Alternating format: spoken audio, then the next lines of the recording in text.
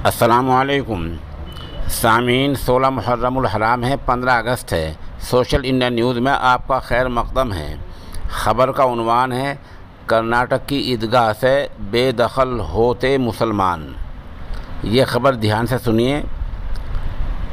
कर्नाटक के शहर बेंगलोर की चामराजपेट ईदगाह का झगड़े ने आज उस वक्त नया मोड़ ले लिया जब मुसलमानों के हाथ से वहां झंडा लगाने का इख्तियार निकल गया।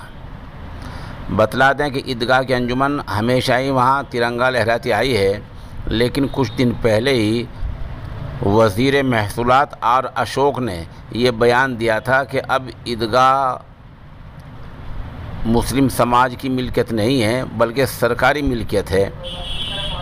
इसलिए यौम आज़ादी के मौके पर किसी को झंडा नहीं लहराने दिया जाएगा। झंडे की रस्म कोई सरकारी अफसर पूरी करेगा। हाँ, तिरंगे के ज़वाबित को बरकरार रखते हुए कोई शरीक होना चाहे तो शरीक हो सकता है।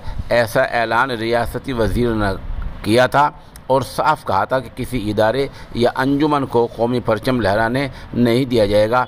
आज उस पर अमल हो गया है और कर्नाटक के शहर बेंगलोर की ईदगाह में सरकारी अफसर ने तिरंगा लहराया है। वज़ीर मौसूफ ने ये भी साफ कहा था कि ज़मीन साबित हो चुकी है कि सरकारी है और मुसलमानों की जगह नहीं है।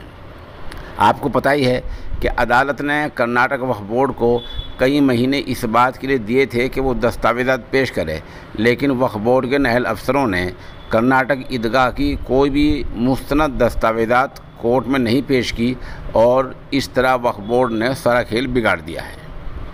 इतना ही नहीं बल्कि मुतल्लका वज़ीर यानी इसी रियासती वज़ीर ने यह बयान भी दिया है कि आने वाले दिनों में ईदगाह में कोई मजहबी सरगर्मी जारी रखी जाएगी या नहीं रखी जाएगी, इसका फ़ैसला भी वज़ीर आला से सलाह मशवरे के बाद किया जाएगा।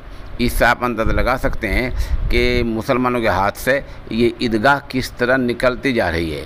हाँ, ये बात है, वज़ीर ने यह ऐलान किया है कि चूँकि सुप्रीम कोर्ट का फ़ैसला है, इसलिए जो वहाँ ढांचा है, जो वहाँ इमारत है, उसको अभी नहीं हटाया जाएगा।